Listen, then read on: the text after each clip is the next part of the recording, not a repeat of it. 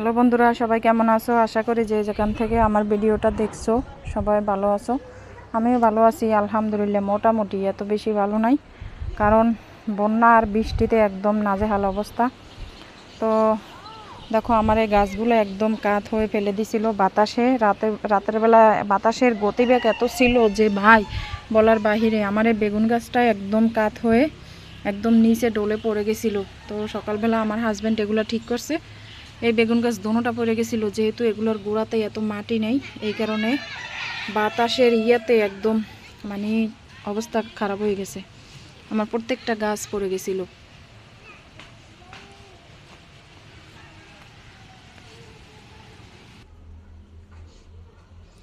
আর এই যে দেখো বৃষ্টির এমন অবস্থা, আরও বেশি পানি ছিল, মানে একদম পানি বেশি ছিল।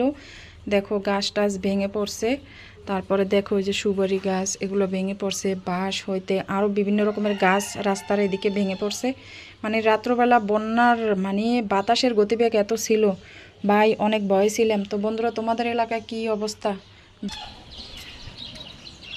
তো বন্ধুরা, বৃষ্টিতে একদম খারাপ অবস্থা। দেখো আমার গাছের সিসিঙ্গা, এগুলো মানে কাপড় দিয়ে ডেকে দিছি যাতে পোকায় ছিদ্র করতে না পারে।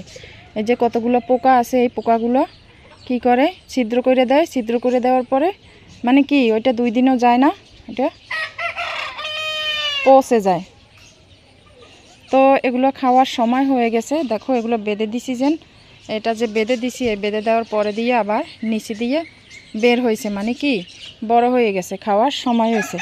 কিন্তু আমি এখন খাবো না, আরও 2-3 দিন যাবে তারপর খাবো। তো এই যে দেখো বন্ধুরা, তেনা দিয়ে মানে এগুলো ঢাকা যায় না, তারপর একটু চেষ্টা করছি।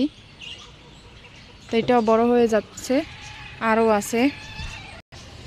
আর এটা হচ্ছে আমার লেবু গাছ। আমি লেবুগুলো সব ছিঁড়ে নিয়ে গেছি, শুধু 4টা লেবু আছে ছোট ছোট, তার জন্য।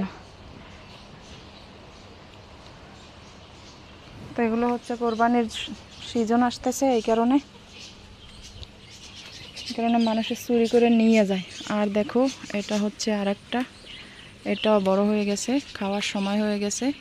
এটা কিন্তু অনেক লম্বা হয়েছে, কিন্তু আমি এগুলো খাবো না, আরও 2-3 দিন যাবে, আর একটু বেশি বড় হোক তারপরে খাবো। তো হচ্ছে বন্ধুরা, দেখো এই যে পানি জমে গেছে, একদম আরও বেশি পানি ছিল। আসলে এরকমের পানি আর এরকমের বন্যা দেখলে মানে 24 সালের বন্যার কথা মনে পড়ে যায়। ফেনীবাসীরা বলতে পারবো যে এই বন্যার মানেটা কি।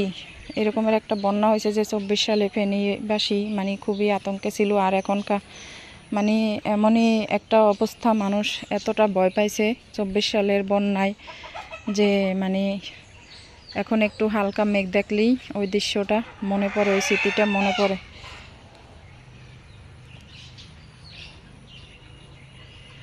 তো 24 সালে যে বন্যাটা হয়েছে, পানি হয়েছে, ওই পানিটা কিন্তু একদম আমাদের দরজার মুখোমুখি হয়েছিল। আমাদের ঘরের ভিতরে কিন্তু ঢুকতে পারে না, একদম দরজার মুখোমুখি ছিল। তো ঘরের ভিতরে ঢুকে না। তারপরেও কি মানে আমার মুরগির ক্ষতি হয়েছে, অনেকগুলো মরক মারা গেছে। এই মুরগির ঘরের ভিতরে পানি ঢুকে গেছে হাঁটু সমান, এগুলো সব একদম ডুবা ছিল। ওই ডাক ইসবে, ওই মরিচ ক্ষেতের ভিতরে ডাক, ওই বাচ্চা নিয়ে চরে, ওই ওই ওই ওই হ্যাঁ, মাথা সাদা।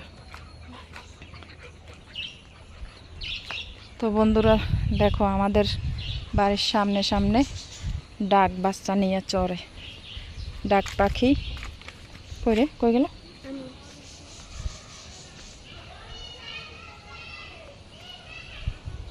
তো বন্ধুরা, তোমাদের এলাকায় কি রকমের বৃষ্টি হয়েছে, বন্যা হয়েছে? আমাদের কিন্তু এখানে বন্যা হয়েছে। ওই দেখো ডাকটা চলে যাচ্ছে, দেখা যায় না, দেখা যায় না।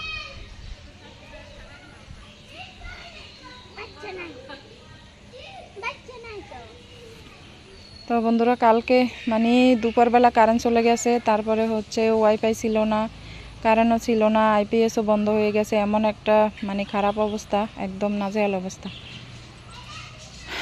তো বন্ধুরা, তোমাদের এলাকায় কী অবস্থা একটু জানাইও। সবাই ভালো থেকো।